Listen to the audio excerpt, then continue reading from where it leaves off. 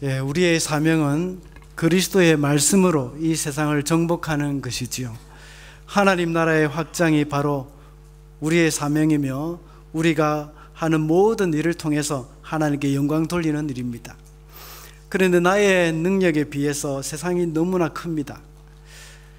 도저히 이 세상을 감당할 수 없고 이길 수 없다는 그런 생각이 듭니다. 세상의 화려함에 비하면 참 나는 너무나도 초라한 그런 모습입니다. 우리가 읽은 본문은 하나님께서 모세에게 애굽으로 돌아가서 이스라엘 백성들을 구출해내라는 명령을 주셨습니다. 그런데 그 사명을 받은 모세가 잘 알겠습니다 하고 이렇게 갔다면 얼마나 좋겠습니까?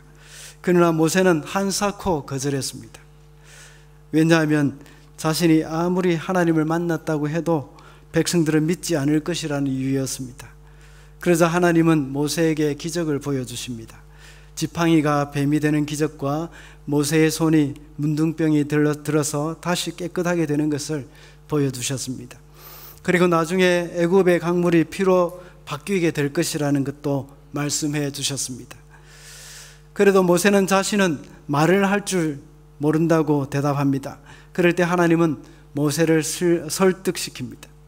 그럼에도 불구하고 모세는 보낼 자를 보내소서 하면서 거절을 합니다. 그래서 마침내 하나님께서 화를 내십니다. 그리고 아론이 너를 도와줄 것이라고 약속하십니다. 그러자 모세는 더 이상 할 말이 없었습니다. 이미 한번 화를 내신 하나님 앞에 더 이상 못한다고 말을 할 수가 없었습니다. 그래서 어쩔 수 없이 억지로 지팡이를 질질 끌면서 돌아가게 된 것입니다. 우리는 본문에서 자신의 주어진 사명에 비해서 스스로를 너무나도 작게 여기며 자신 없어 하는 모세를 발견하게 됩니다. 이런 모세가 우리에게는 참 은혜가 됩니다. 이러한 모습은 우리에게도 있기 때문입니다. 네, 가겠습니다 라고 당장 갔던 그런 모습이었다면 참 얼마나 우리가 기가 죽었겠습니까? 그렇게 못하겠다고 버티는 모세 덕분에 우리도 위로가 됩니다. 모세도 이렇게 하는구나. 우리는 때때로 거대한 공룡과 같은 세상 앞에 나는 한없이 약한 메뚜기 같은 존재로 여겨집니다. 그래서 오늘은 내가 너무나 작게 느껴질 때라는 제목으로 말씀을 살펴보도록 하겠습니다. 이 제목을 보고 우리 박지훈 목사님은 내가 170 이하로 느껴질 때 하고 이렇게 대답을 하더라고요. 그래서 스스로를 적격자가 아니라고 여기는 모세를 다루신 하나님을 보면서 나의 연약함을 어떻게 극복하면서 이 세상을 이길 것인지 우리 살펴보도록 하겠습니다. 첫 번째로 내가 너무나 작게 느껴질 때 나와 함께 하시는 하나님께 집중해야 합니다. 12절 말씀 우리 함께 읽어주시겠습니다.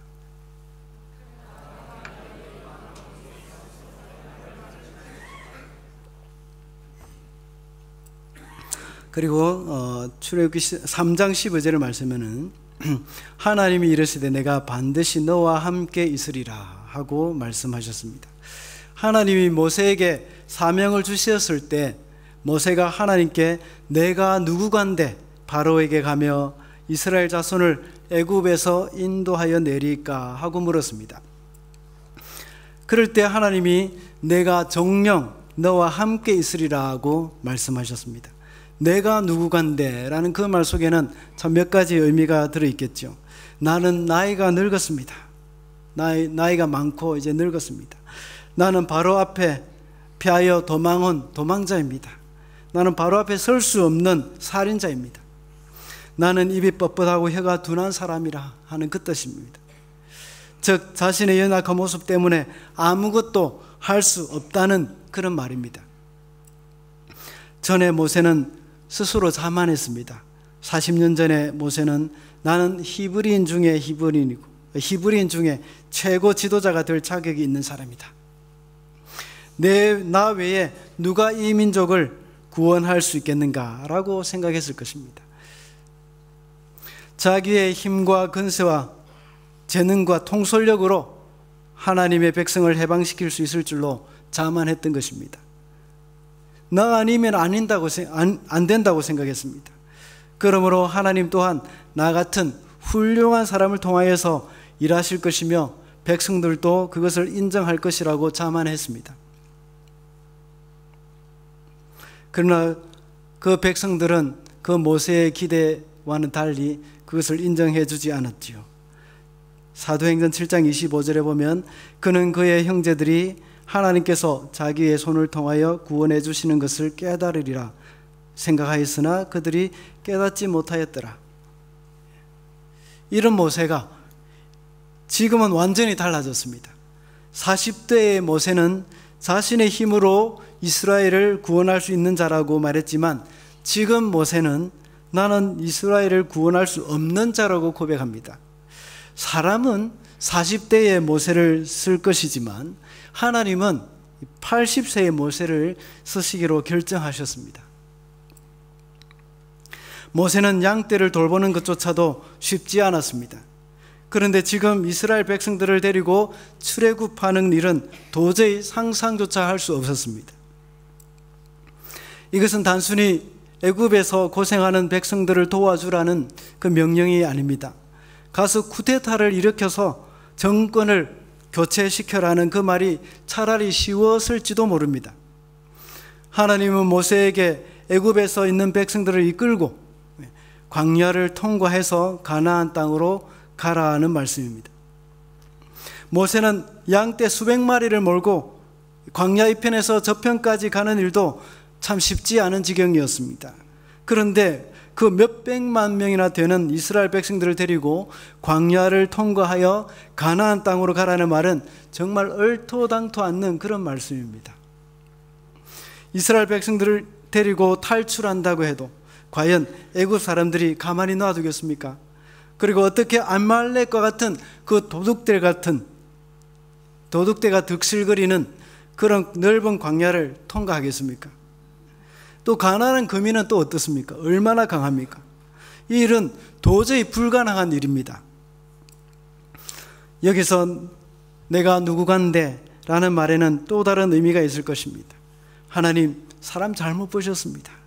그런 사람은 육군 본부에 가시면 더 쉽게 찾으실 수 있습니다 하면서 정보를 제공해 줄 수도 있습니다. 최소한 나는 아니라는 말이죠. 그때 하나님은 어떻게 대답하셨습니까? 내가 너와 함께 하겠다. 하나님이 찾으시는 사람은 어떤 사람입니까?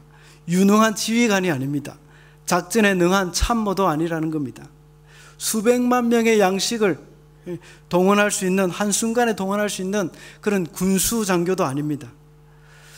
하나님께서 찾으시는 사람은 하나님과 동행할 수 있는 사람입니다.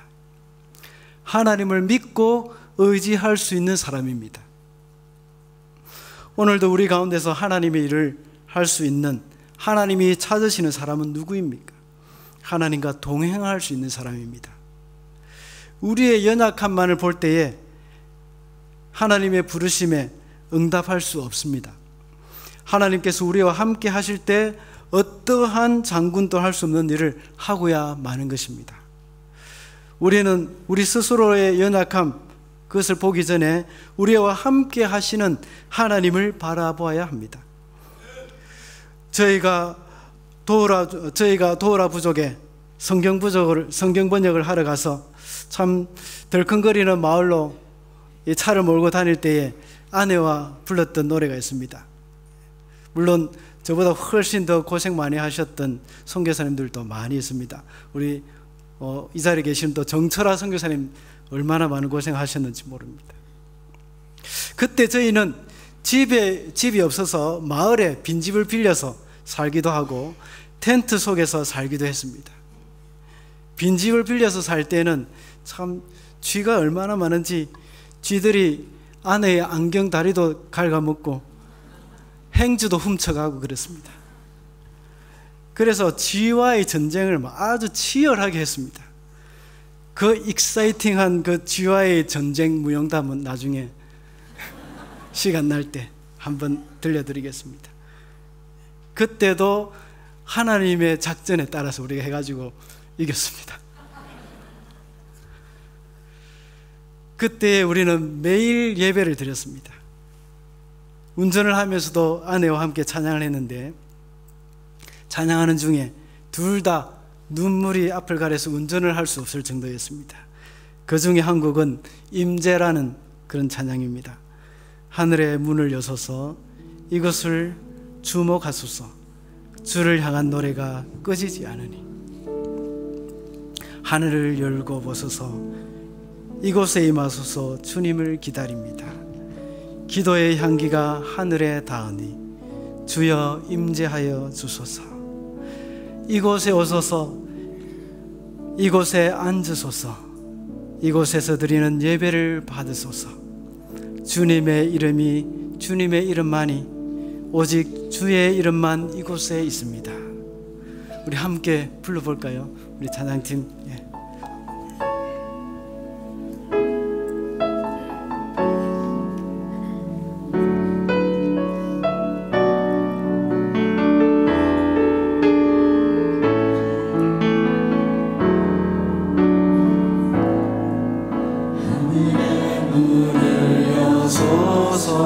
이곳을 주목하소서 이곳을 주목하소서 주를 향한 노래가 꺼지지 않으니 하늘을 열고 보소서 하늘을 열고 보소서 이곳에 임재하소서 이곳에 임재하소서 주님을 기다립니다. 기도의 향기가 하늘에 닿으니 주여 임재하여 주소서. 이곳에 오소서 이곳에 앉으소서 이곳에 오셔서 이곳에 앉으소서. 이곳에서 드리는 예배를 받으소서. 주님의 이름만이 오직 주의 이름만 이곳에 있습니다. 이곳에 오셔서 이곳에 앉으소서 이곳에 앉으소서. 이곳에서 드리는 예배를 받으소서.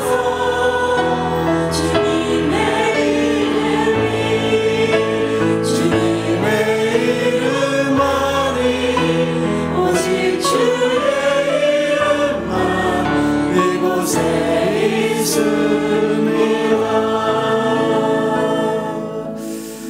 아멘. 도우라 마을에서 저희가 이 찬양을 부를 때 정말 주님의 임재를 느낄 수 있었습니다.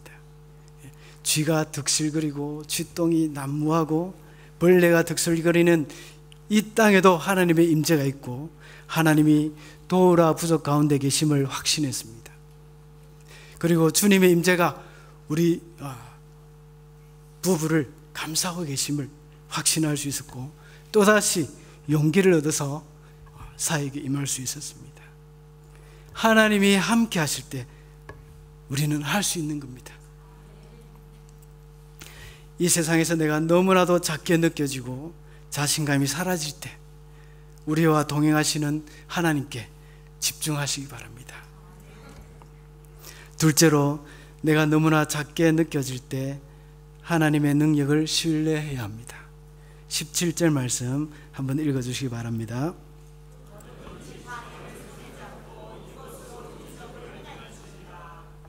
아멘. 지팡이로 이적을 행하라고 합니다. 아무 능력도 없는 지팡이 하나로 큰 이적을 일으키시는 하나님이심을 보여주십니다. 하나님은 마른 지팡이와 같이 무능하다고 생각하는 모세를 사용하셔서 큰 이적을 일으키신다는 것입니다. 그리고 이스라엘 백성을 애굽에서 구출해 내신다는 것입니다. 이 얼마나 큰 일입니까? 모세가 젊었을 때는 자신의 능력을 믿고 있었습니다. 그러나 80세가 되자 더 이상 자신의 능력은 아무짝에도 쓸모가 없다는 것을 알았던 것입니다. 그래서 하나님은 당신의 능력을 보여주시면서 모세에게 용기를 불어 넣어 주셨습니다. 3장까지의 내용에서 하나님이 모세에게 함께 하셔서 큰 일을 이루실 것이라고 그런 말씀을 하셨습니다. 그럼에도 불구하고 모세는 그들이 자신을 믿지 않을 것이라고 대답을 합니다.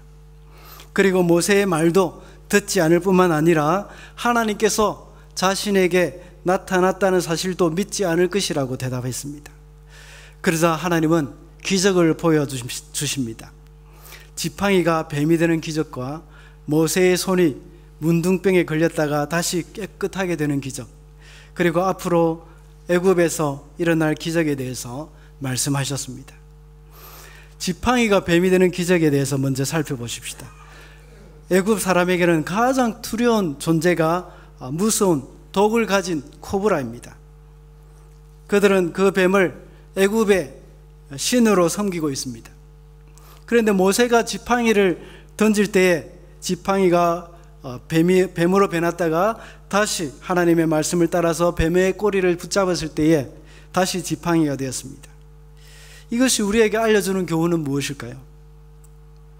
그것은 하나님이 모세에게 능력을 주시면 애굽의 신도 역시 모세 앞에서는 꼼짝도 못할 것이라는 것을 보여주는 것입니다.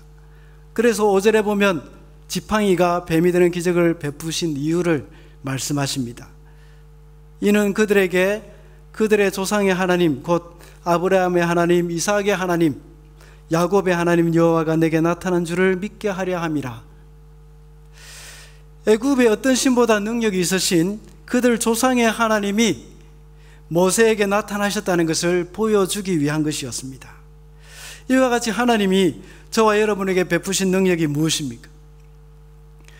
모세가 하나님의 능력으로 애굽의 신을 제압한 것처럼 우리도 예수님의 권세로 이 세상의 신인 사탄을 제압하게 되었습니다. 우리의 힘과 권세가 아니라 예수님의 권세입니다. 사단은 끊임없이 우리를 속이고 우리를 지배하려고 하지만 우리는 예수님의 이름으로 이미 사탄의 권세를 이기게 되었습니다. 그래서 점치는 무장도 예수 믿는 사람 앞에서는 점괘가 나오지 않는다고 합니다. 만일 점괘가 나왔다고 한다면 둘 중에 하나가 가짜입니다. 예수 믿는 사람이 가짜든지 그 무당이 가짜든지. 그리고 하나님은 모세에게 내 손을 품에 넣으라고 했습니다. 그리고 모세가 그대로 했더니 그 손에 문둥병이 들었습니다. 다시 하나님의 말씀에 따라 손을 품에 넣었을 때에 문둥병이 깨끗해졌습니다. 문둥병은 이스라엘 백성들이 가장 두려워하는 병이었습니다. 하나님의 저주라고도 생각할 정도였습니다. 그때 당시 노예로 살고 있던 이스라엘 백성에게는 불결한 환경 때문에 문둥병에 걸려서 저주받은 것처럼 죽어갈 수밖에 없었습니다. 그런 문둥병까지도 고칠 수 있는 사람이라면 분명히 하나님으로부터 보내심을 받았을 것이다 하는 그런 생각을 할 수 있다는 것입니다. 우리에게도 역시 이 문둥병과 같은 죄의 노예 상태에서 고침을 받은 사람입니다. 이 세상에서 가장 큰 불행의 원인이라고 할 수 있는 그 죄의 문제가 해결되었습니다.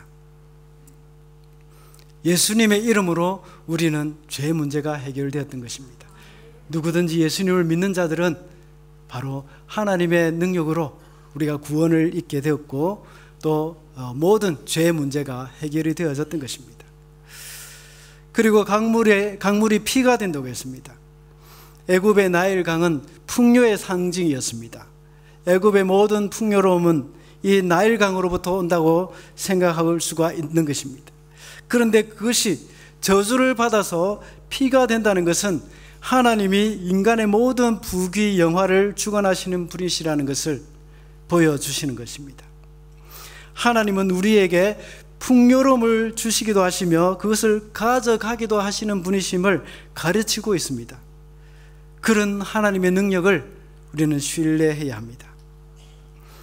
모세가 자신이 가진 지팡이를 하나님께서 사용하실 때에 엄청난 능력을 발휘하게 되었습니다. 우리가 가진 것이 보잘것없다고 느껴질지라도 하나님의 능력으로 그것을 더 요긴하게 사용하실 수 있는 것입니다. 마지막으로 내가 너무나 작다고 느껴질 때 사람을 붙여주시는 하나님을 믿어야 합니다. 14절 15절 읽어주시겠습니다.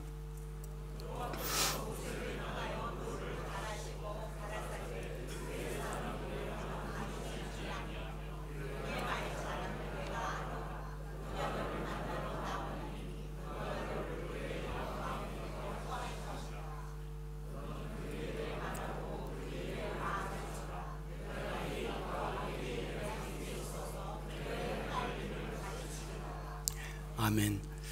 하나님이 모세에게 많은 능력을 보여주셨음에도 불구하고 모세는 자신의 입이 뻣뻣하고 혀가 둔한 사람이라고 말을 합니다. 그래서 하나님은 사람의 입을 지은 분이 하나님이시라고 말씀하십니다.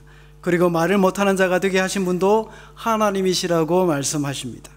그러면서 모세를 설득시키셨습니다. 그리고 마무리로 내가 내 입과 함께 있어서 할 말을 가르치겠다 하시면서 잘 타이르셨습니다. 그럴 때 보통 사람 같으면 더 이상 할 말이 없습니다. 그런데 모세도 참 대단하다는 생각이 듭니다. 그래도 못 가겠다는 것입니다.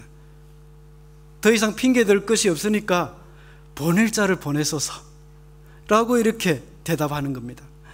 그래서 하나님이 마침내 화를 내셨습니다. 그러면서 아론을 붙여주겠다고 하십니다. 하나님은 이렇게 우리에게 참 부족한 부분이 있으면 거기에다가 완벽한 사람으로 만드시는 그런 분이 아니시고 우리의 연약함을 채워주는 동역자를 붙여주시는 분이십니다. 오늘 본문 외에 하나님께서 모세에게 얼마나 많은 동역자를 붙여주셨는지 참 모릅니다. 우리 한번 살펴보도록 하십시다. 출애굽기 17장에 보면 이스라엘이 아말렉과 전쟁을 할 때에 모세가 산꼭대기에서 기도를 했습니다. 그럴 때에 여호수아는 군사를 이끌고 싸움을 했지요.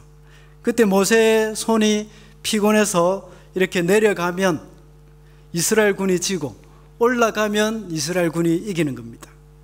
그래서 그것을 보고 있다가 아론과 훌이 속히 가서 돌 하나를 가져다가 모세를 앉히고 양쪽에서 손을 잡아 주었습니다. 그럴 때에 이스라엘은 아말렉과 싸워서 이기게 되었습니다. 또 다른 일은 출애굽기 18장에 기록되어 있습니다. 모세가 하루 종일 백성을 재판해 주느라고 지쳐 있을 때 그의 장인 이드로가 왔습니다. 모세가 하는 일에 대해서 조언을 해 주었습니다. 그래서 1000부장, 100부장, 50부장을 세워서 판결하게 하고 어려운 문제만 모세에게 가져오도록 했습니다. 이와 같이 하나님은 출애굽기 4장에서는 모세에게 아론을 붙여주셨고 17장에서는 아론과 훌을, 18장에서는 장인 이도로를 붙여주셨습니다. 그래서 맡겨진 일을 잘 감당할 수 있게 하셨습니다. 우리에게 있어서도 하나님은 사람을 통해서 일을 하시기를 참 좋아하십니다. 그래서 모세에게 언어가 좀 부족하더라도 당장에 유창하게 말할 수 있는 능력을 주신 것이 아니라 말을 잘하는 아론을 붙여주신 것입니다. 저와 여러분에게도 하나님이 우리의 부족한 부분을 채워주시고 보완해 줄 수 있는 사람들을 항상 이렇게 붙여주셨습니다. 제가 말이 좀 어눌하지 않습니까? 모세의 표현대로 참 입이 뻣뻣하고 혀가 둔한 사람입니다. 저의 그 촌스럽고 투박한 경상도 사투리와 발음, 그리고 허스키한 목소리는 또 어떻습니까? 몇 주 전에 제가 설교를 하다가 혀를 깨물은 적이 있습니다. 아마 여러분 아무도 눈치를 못 챘을 겁니다. 아팠지만 꼭 참았습니다. 집에 가서 이야기를 했더니 아이들이 하는 말이 아빠는 말하는 데 적합하지 않은 구강 구조를 가지고 있는 것 같아요. 또 그 옆에 있던 친구 녀석이 하는 말이, 혹시 설교가 안 돼서 성경번역 선교사로 가신 것은 아니죠?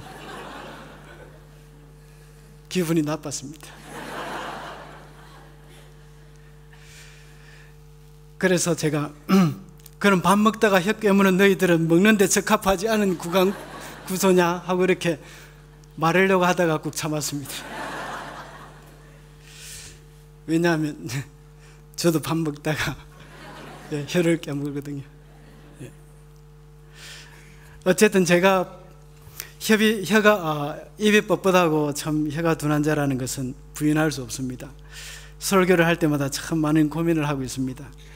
그러나 감사한 것은 하나님께서 옆에 훌륭한 동역자들을 붙여주신 것입니다. 우리 일부 예배 때는 설교 후에 참 핵심을 잘 파악해가지고 화려한 말씀시로 기가 막히게 정리해주는, 그러면서 기도를 인도해주는 우리 박지훈 목사님이 있습니다. 2부 때는 참 대선배이시지만 드러나지 않게 잘 지원해 주시면서 참 묵직한 멘트로 설교의 무게를 더해 주시는 우리 박 목사님도 계십니다. 3부 때는 참 깔끔하고 세련된 말씀시로 참 설교 전에 분위기를 잘 잡아주는 우리 박성은 목사님, 역시 아마 여러분들이 더 잘 아실 것입니다. 이 쓰리박 목사님, 이 목사님들 덕분에 제가 얼마나 그나마 참 잘 감당하고 있는 것 같습니다. 우리 옆에 사람을 한번 쳐다보십시다. 하나님이 우리에게 붙여주신 사람들입니다. 이 사람들을 잘 섬겨갈 때에 우리에게는 큰 능력을 발휘하게 되는 것입니다. 우리는 누군가를 돕는다고 생각하면 마치 내가 손해를 보는 듯한 느낌을 받게 됩니다. 그러나 우리가 가진 재능을 가지고 누군가를 도울 때 우리는 비로소 진정한 내가 될 수 있는 것입니다. 또한 나의 부족한 부분에 대해서 다른 사람의 도움을 받을 때에 비로소 나는 나 자신이 되는 것입니다. 내가 부족해서 다른 사람의 도움을 받는 그런 겸손함도 필요한 것입니다. 왜냐하면 하나님은 우리를 만드실 때 완벽한 사람으로 만든 것이 아니라 부족한 부분을 가지고 다른 사람들을 통해 체험을 받도록 하셨기 때문입니다. 그러므로 내가 너무나도 작게 느껴질 때 하나님은 다른 사람을 통해서 나를 온전하게 하신다는 것을 믿어야 합니다. 말씀을 맺겠습니다. 오늘날 자기의 부족한 신체 때문에 영혼까지도 불구자가 되어 있는 사람이 너무나도 많습니다. 몸의 백체 중에 한 부분만 부족하면 마치 전인격에 흠이 있는 것처럼 여겨집니다. 그것 하나로 인해서 자기 자신을 하나님께 내어놓지 못하겠다는 그런 사람들이 참 많습니다. 우리는 완전할 수가 없습니다. 시각장애인은 시각장애인대로, 청각장애인은 청각장애인대로 하나님께 사용되어져야 합니다. 그리고 하나님께 영광을 돌려야 합니다. 우리가 서로 비교할 때 나 자신이 너무나도 작게 느껴집니다. 우리는 비록 부족함이 많고 허점투성이일지라도 나와 함께 하시는 하나님께 집중해야 합니다. 그리고 하나님의 능력을 바라보아야 하며 사람을 통해 우리의 부족함을 채워주시는 하나님을 신뢰하는 저와 여러분이 되시기를 바랍니다. 기도하겠습니다. 하나님 아버지, 저희를 하나님의 자녀로 불러주신 그 은혜에 감사드립니다. 또한 저희를 이 세상을 변화시키는 사명을 주신 것 감사합니다. 그렇지만 때로는 주님이 주신 사명에 비해서 나 스스로가 너무나 작게 느껴질 때가 많습니다. 저희를 불쌍히 여겨주시고 그럴 때마다 주님을 기억하게 도와주시옵소서. 나와 함께 하시는 하나님께 집중하겠습니다. 하나님의 능력을 바라보면서 우리에게 붙여주시는 그 이웃을 통해서 우리의 부족함을 채워주시는 하나님을 신뢰하겠습니다. 주님, 저희를 붙들어 주시옵소서. 주님을 신뢰합니다. 예수님 이름으로 기도합니다. 아멘.